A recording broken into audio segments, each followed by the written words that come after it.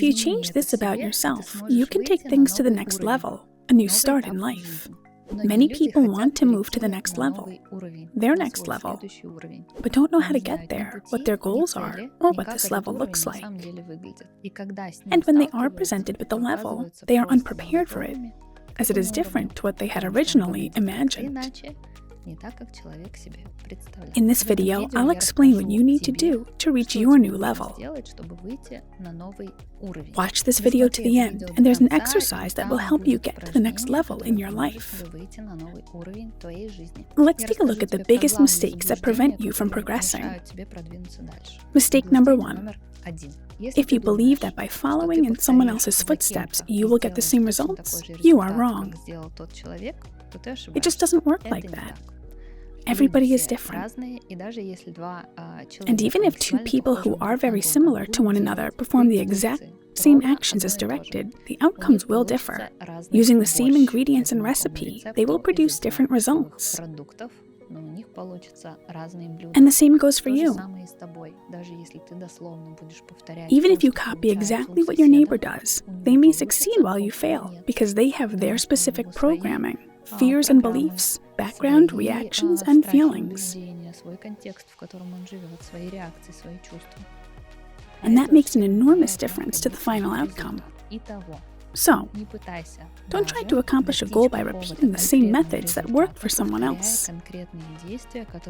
It is unrealistic to expect the exact same outcome. You'll make it, but only by doing things your own way, and this may differ from your expectations. These coaches work in this way. They communicate in the language of the brain. As many people understand it, it is familiar to them. Everything in the language of the brain is rational. Everything is structured according to specific algorithms. The brain strongly believes in the notion of pushing a button and getting results, and excludes 1,000,001 factors that don't involve logic. Accidents, events, feelings. Well, generic scenarios. God after all. The brain believes that everything is rational. When God enters the picture, there is suddenly room for a miracle. And when people say, do it exactly as I did, and you'll get exactly the same results, it's simply not true. You'd achieve a comparable but distinct outcome. The second big mistake people make is believing, if I have A, then I will get B. If I have money, I'll have security and independence. If I have a brand name bag, it shows that I am an important and successful individual. If I have my own apartment, I'll have security. Or if I have money in my account, something else will happen. People frequently conflate non-existent emotions and situations with one another. Money does not provide freedom or security. People frequently wish to challenge the truth by saying, well, no, I will feel freer when I have more money, or I will feel more secure. I always give people this example. I say, why don't you go to a cash machine and try to withdraw $500,000 from it, while two unfriendly-looking strangers are behind you? How are you going to feel safe? Money in hand, but with suspicious people you don't trust lurking behind you. Will that wad of money in your hand give you a sense of security? Most likely not. And money doesn't give freedom. People truly believe that if they had it, they would have freedom and security. That's a big mistake. When you believe that brands give you some kind of importance, or when you look at other people and think they are important because they wear a particular brand. If you know how much brands are worth. Furthermore, everyone is equal. Yes, we can take on various social roles, including those of an executive, a company CEO, an investor, or some kind of bigwig.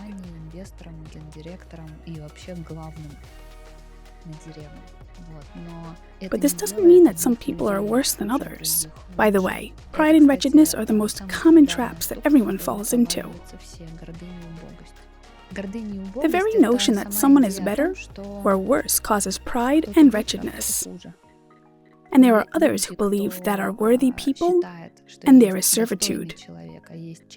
They are currently wallowing in pride, and the world places him in a state of wretchedness to counteract this attitude toward people.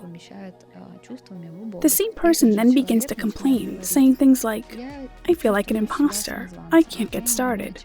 I can't realize myself." Yes, pride and wretchedness counterbalance one another. Then they slip back into hubris. They are not deserving because I am superior to them. I'm the best. And they are snared by pride again. And the world counterbalances again with wretchedness. Then they're like, "I need a 5th degree. When I get my 5th degree, I'll be able to realize myself. When they grant me the right to live, then I'll have the right to express myself. But what makes me think I have the right to talk about anything if I encounter problems all too easily?" It's all a walk through the duality of pride and wretchedness. First you think you're special, someone great, then you're bound to be overwhelmed by the so-called imposter syndrome and other unspoken stories.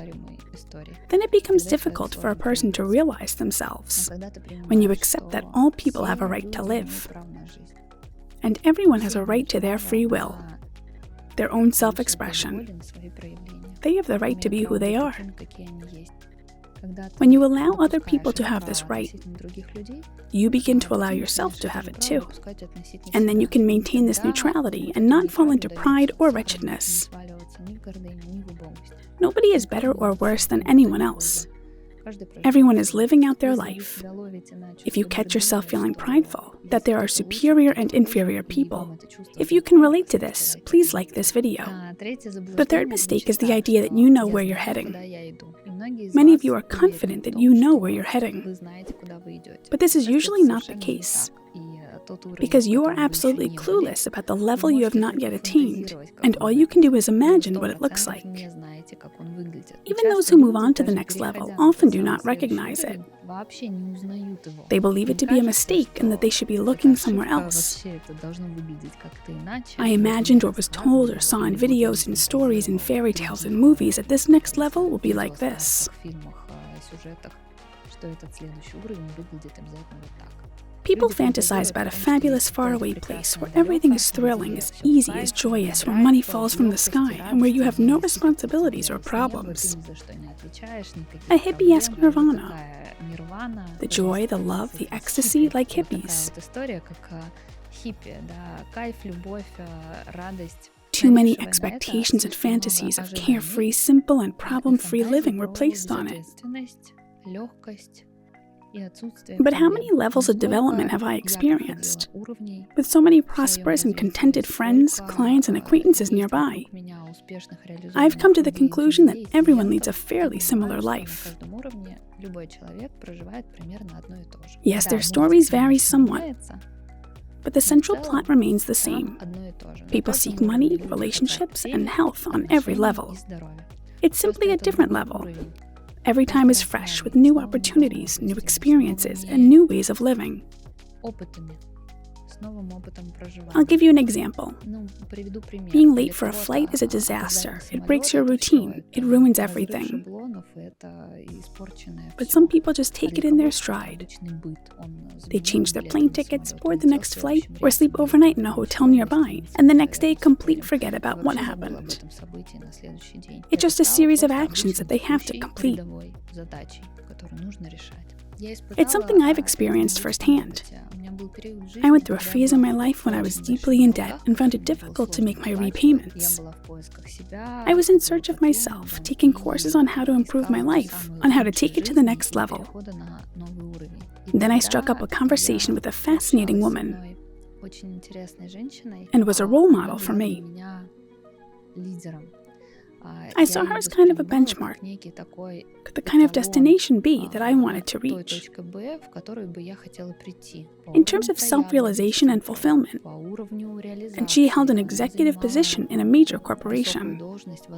She drove a luxury car and lived in a fancy apartment. She was married at the time. And wow, she was the sort of person I really liked, with a lifestyle to die for. I was very surprised when we talked and she shared her experiences. And it turned out that she was experiencing the same things as me, but on her level. On her level of worries about her relationship with her husband. On her level of worries about work and fulfillment. I was shocked. She had everything I wanted, yet we had the same level of problems.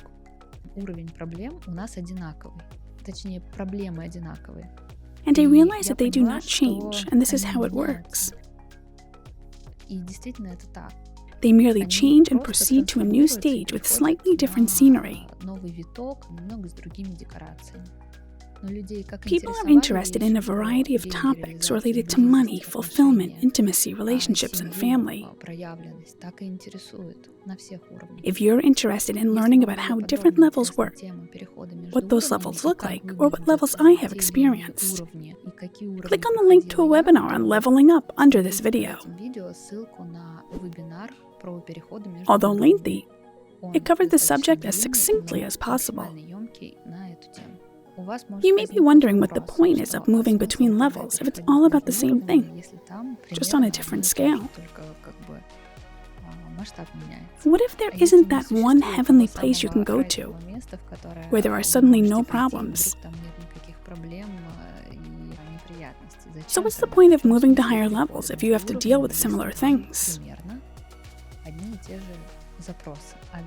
But that's the whole point of the game. The entire world is a game and everyone is playing it. The world is one massive amusement park. If you enjoy going into a chamber of horrors with obstacles and actors pulling on the hem of your clothes or scaring you in some way and you're terrified, you're experiencing those feelings. Or you walk into a room full of curved mirrors and everything is distorted. You play along with those distortions. It's like everything else in life, a distortion of the perception of another person, of yourself, and so on. It's a world of curved mirrors, and people are fascinated by it. Some are lured to the amusement park by roller coasters, others by boat trips, and yet others by the shows. Everyone has their own game to play, and the entire value is in that game. And some people enjoy playing through pain, terror, horror movies, the chamber of horrors, and distorted mirrors, because it's all good fun. If you discover what you're interested in, or what kind of horror and mirrors you enjoy, let us know in the comments. What's your favorite pastime? Some people gain interest in life by solving problems, others through a hobby or by being naturally curious. It's easy to gain a sense of purpose through the problems that you are experiencing. You have a purpose. So let's imagine that even if you are struggling financially and paying off your debts, you are reminded every day of the importance of waking up in this world. If you take away this purpose, and let's say are given an infinite amount of money, it may be that you don't want to live at all. These financial problems helped you gain a sense of purpose.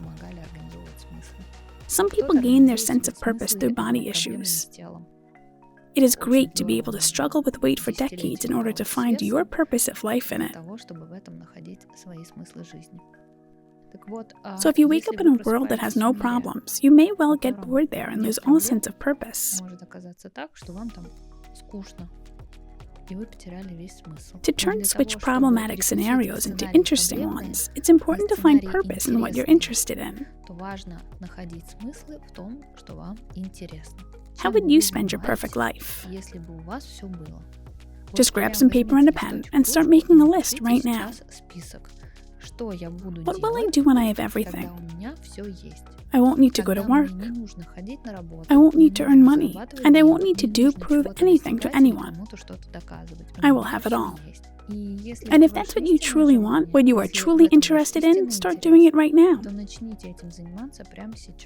Don't put it off for a fanciful, far-off time when you will have unlimited riches. From the cause of the problems to interest in its true meaning. Start shifting your focus to something you're interested in, rather than dealing with your and other people's problems and drowning in them. When you do, you'll discover your life's purpose and its source of energy, and you'll stop recreating one and the same problems. I'll let you in on a terrible secret. The problems you find solutions to are problems that you first create. There is no other person who would create problems for you. You create them for yourself to endlessly deal with. After switching to what you are interested in, you stop being interested in causing problems or finding solutions to them.